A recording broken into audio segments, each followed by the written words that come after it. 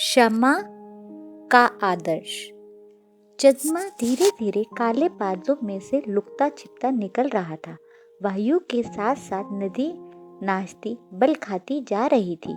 कहीं चांदी छिटक रही थी, कहीं अंधेरा छाया था। बड़ा ही सुंदर दृश्य था। चारों ओर ऋषियों के आश्रम थे। एक एक आश्रम नंदन वन को मात करता था। हर एक ऋषि की कुटिया फूलों के पेड़ों और बेलों से घिरी थी। अद्भुत शोभा थी वहां की। ऐसे की एक रात थी जब चांदी छिटकती हुई थी। ब्रह्मर्षि वशिष्ठ अपनी सहधर्मिणी अनुरति से कह रहे थे, देवी, ऋषि विश्वामित्र के यहाँ जाकर जरा से नमक की भीख मांग लाओ। इस बात से विस्मित होकर अरुंधति ने कहा, ये कैसी आज्ञा दी है आपने? मैं तो कुछ समझ ही नहीं पाई। जिसने मेरे 100 पुत्रों से मुझे वंचित कर दिया। कहते कहते उनका गला भर आया। पुरानी स्मृतियां जाग उठी। वह अपूर्व शांति का धाम हृदय की व्यथा से भर गया। उन्होंने आगे कहा, मेरे बेटे ऐसे ही ज्योत्सना शोभित रात्रि में वेद पाठ करते फिरते थे। मेरे 100 के 100 पुत्र वेदज्ञ और ब्रह्मनिष्ठ थे। मेरे उन 100 पुत्रों को नष्ट कर दिया। आप उसी के आश्रम में लावण्य भिक्षा करने के लिए मुझसे कह रहे हैं। मैं कुछ समझ नहीं पाती। धीरे धीरे ऋषि के चेहरे पर एक प्रकाश आता गया। धीरे धीरे सागर गंभीर हृदय से वह वाक्य निकला, लेकिन देवी, मुझे उससे प्रेम है।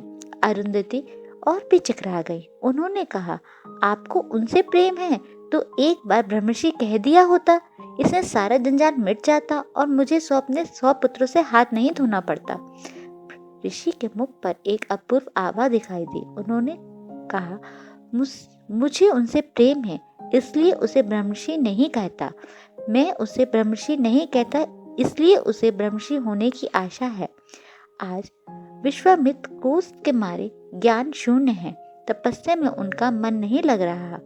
उन्होंने निश्चय किया है कि आज ये वशिष्ठ उन्हें ब्रह्मर्षि ना कहे तो उनके प्राण ले लेंगे। अपना संकल्प पूरा करने के लिए वे हाथ में तलवार लेकर कुटी के बाहर निकले। उन्होंने वशिष्ठ की उपयुक्त सारी बातचीत सुन ली। तलवार की मुठ पर वे हाथ की पकड़ ढीली हो गई। सोचा, आहा, क्या कर डाला मैंने? बिना जाने कितना अन्याय कर डाला। बिना जाने किसके निर्विकार चित्त से व्यथा पहुंचने की कोशिश की। हृदय में सैकड़ों बिच्छू को काटने की वेदना होने लगी। पश्चाताप से हृदय जल उठा। दौड़े दौड़े गए और वशिष्ठ के चरणों पर गिर पड़े। कुछ देर तक मुंह से बोल न फूटे। हृदय अनुपात में दग्ध होने लगा। आप में आए हुए विश्वामित्र ने कहा, क्षमा कीजिए, यद्यपि मैं क्षमा के अयोग्य हूँ। और कोई शब्द मुंह से ना निकला। इधर वशिष्ठ ने कहा, दोनों हाथ पकड़कर उठाते हुए बोला, उठो ब्रह्मर्षि, उठो। विश्वामित्र लज्जित हो गए। बोले, प्रभु क्यों लज्जित करते हैं? वशिष्ठ ने उत्तर दिया, मैं कभी झूठ नहीं बोलता। आज तुम्हें ब्रह्मर्षि पद पाया है। विश्वामित्र ने कहा, आप मुझे ब्रह्म विद्या दान दीजिए। वशिष्ठ बोले, अनंत देव शेष नाग के पास जाओ, वही तुम्हें ब्रह्म ज्ञान की शिक्षा देंगे। विश्वामित्र वहां जा पहुंचे जहां अनंत देव पृथ्वी को मस्तक पर रखे हुए थे। अनंत देव ने कहा, मैं तुम्हें ब्रह्म ज्ञान तभी दे सकता हूँ जब तुम इस पृथ्वी को अपने सिर पर धारण कर सको, जिसे मैं धारण किए हुए हूँ।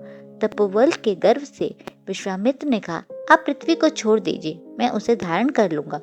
अनंत देव ने कहा, अच्छा तो ले लो, मैं छोड़ देता हूँ। और पृथ्वी घूमते घूमते गिरने लगी। विश्वामित्र ने कहा, मैं अपनी सारी तपस्या का फल देता हूँ, पृथ्वी रुक जाओ। फिर भी पृथ्वी स्थिर ना हो पाई। अनंत देव ने उच्च स्वर में कहा, विश्वामित्र, पृथ्वी को धारण करने के लिए तुम्हारी तपस्या काफी नहीं है। तुमने कभी साधु संग किया है? उसका फल अर्पण करो। विश्वामित्र बोले, क्षण भर के लिए वशिष्ठ के साथ रहा हूँ। अनंत देव ने कहा, तो उसी का फल दे दो। विश्वामित्र बोले, अच्छा, उसका फल अर्पित करता हूँ। और पृथ्वी स्थिर हो गई। जब विश्वामित्र ने कहा, देव अब मुझे आज्ञा दें। अनंत देव ने कहा, मूर्ख विश्वामित्र, जिसके क्षण भर के सत्संग का फल देकर तुम इस समस्त पृथ्वी को धारण कर सके, उसे छोड़कर मुझसे ब्रह्म मांगने आ रहे हो। विश्वामित्र क्रोधित हो गए। उन्होंने सोचा, इसका मतलब ये है कि वशिष्ठ ने मुझे ठग लिया।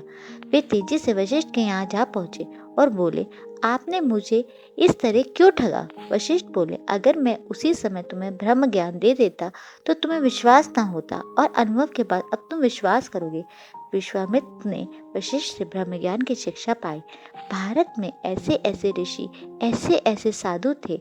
हमारे यहाँ क्षमा का ये आदर्श था, तपस्या का ऐसा बल था जिसके द्वारा समस्त पृथ्वी को धारण किया जा सके। भारत में फिर से ऐसे ऋषि जन्म ग्रहण कर रहे हैं जो भारत को फिर प्राचीन गौरव की अपेक्षा अधिक गौरव में स्थान का पर प्रतिष्ठित करेंगे। हरि बोल।